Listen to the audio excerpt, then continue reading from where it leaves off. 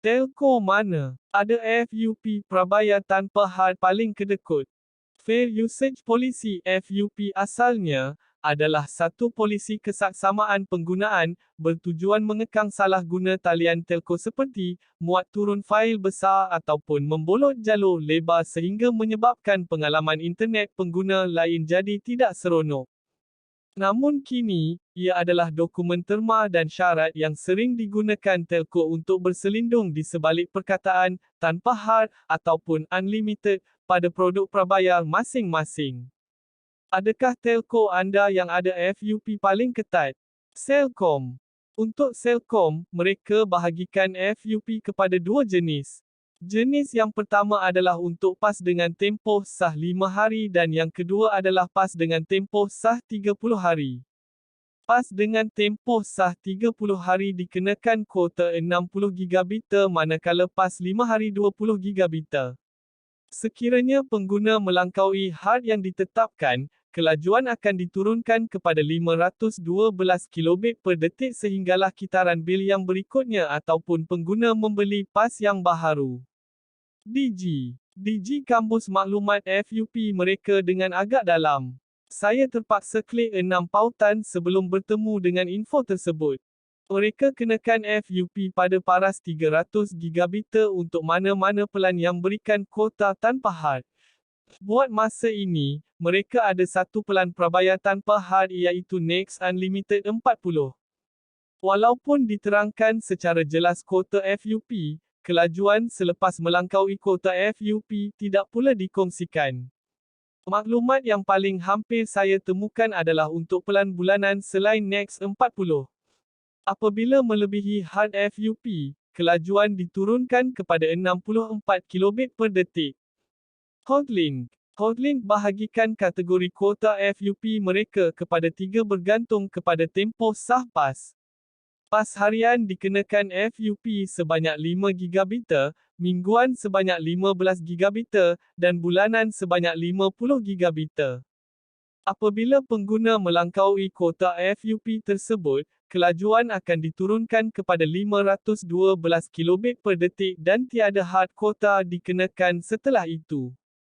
U-Mobile. Penawaran prabayar U-Mobile masa ini adalah Prepaid U25, Prepaid U35, Prepaid U40. Berdasarkan laman terma dan syarat telco ini, semua pelan data termasuklah penggunaan hotspot termaktub kepada FUP seperti yang berikut.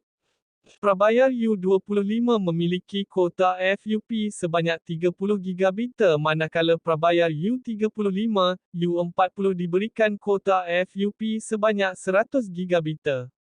Apabila kuota habis digunakan, kelajuan akan diturunkan kepada 512 kilobit per detik. Menurut mereka lagi, tiada had kuota untuk kelajuan tersebut. Unify Mobile dulunya terkenal dengan pelan prabayar tanpa had tanpa FUP, kini sudah pun berubah. Selepas pengenalan prabayar terbaharu mereka, Uni 5G, info FUP turut sekali disunting. Sepertinya mereka belajar daripada Hotlink, FUP untuk Uni 5G juga dikenakan berdasarkan tempoh sah langganan.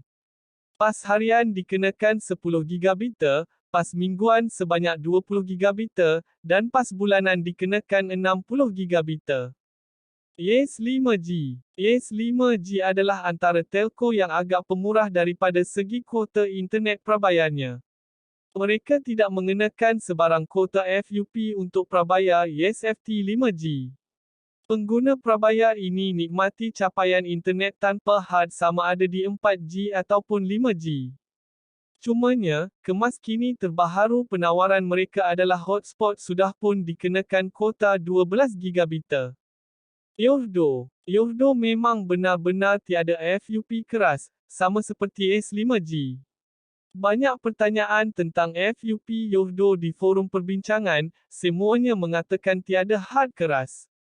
Materi pengiklanan Yohdo juga tiada sebarang tanda star yang menunjukkan ada terma dan syarat tambahan dikenakan. Rumusan. Berikut adalah rumusan tentang FUP 7 telco yang disebutkan di atas dalam bentuk jadual.